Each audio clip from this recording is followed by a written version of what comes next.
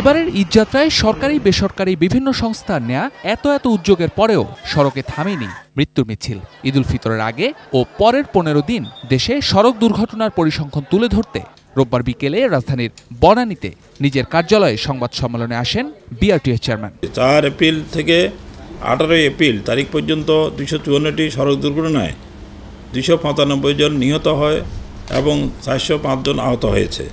তথ্য পর্যালোচনায় দেখা যায় সড়ক দুর্ঘটনায় পতিত মোট ৪০৯টি মোটরযানের মধ্যে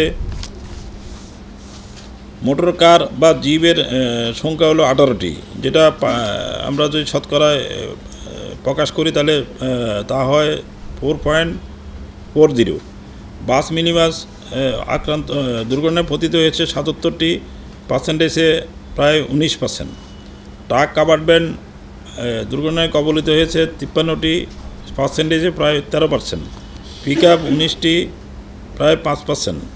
মাইক্রোবাস ১১টি, 2.69%। মোটরসাইকেল ১১৭টি দুর্ঘটনায় পতিত হয়েছে। এর মধ্যে এটা পার্সেন্টেজে যানবাহনের পার্সেন্টেজে এটা ২৮.61%। ভ্যান ৮টি, প্রায় 2%।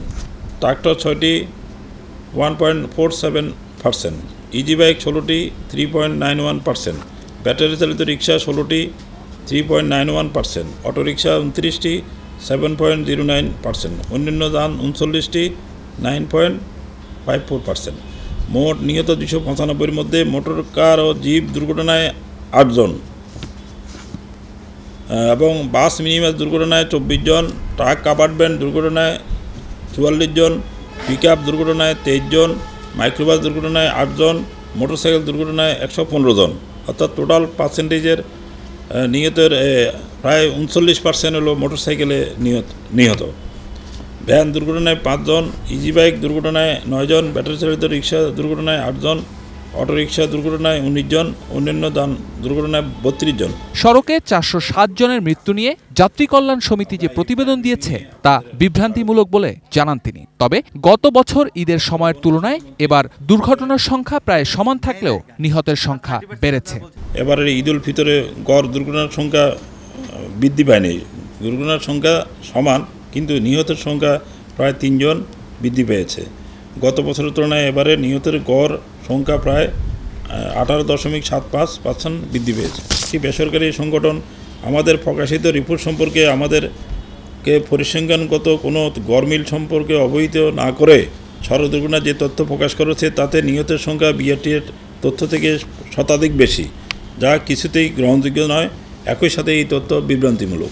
একটি যানজটমুক্ত ঈদ যাত্রা উপহার দেওয়া সম্ভব হলেও দুটি বড় সড়ক দুর্ঘটনা এই সফলতাকে কিছুটা ম্লান করেছে বলেও মনে করেন বিআরটিএ চেয়ারম্যান। দুর্ঘটনা কমাতে সচেতনতা বাড়ানোর উপরও জোর দেন তিনি। যে আইন মানতে হবে, অন্যকেও আইন প্রতিপালনের বিষয়ে উৎসাহ প্রদান করতে হবে।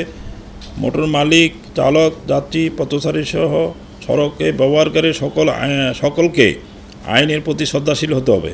দুর্ঘটনার কারণ হিসেবে চালকের অসাবধানতা, বেপরোয়া গতি, মহাসড়কে অবৈধ 3 হুইলার, রোড ডিভাইডার না থাকার মতো কারণ উঠে এসেছে বিআরটিএর প্রতিবেদনে। তদন্ত রিপোর্টে আমরা যে কারণগুলো দেখেছি সেগুলো আমি বলছি: মোটরযান চালকের অসাবধানতার যানবাহনের নিয়ন্ত্রণ হারিয়ে ফেলা,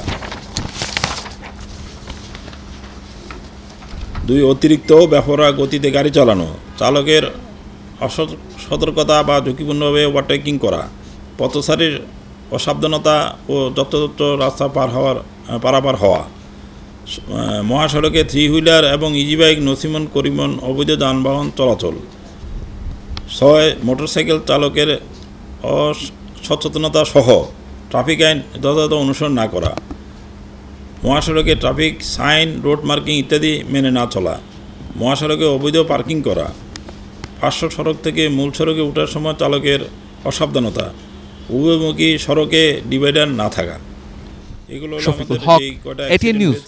আমাদের এই সময়ের এই কারণগুলো আমরা অন্যতম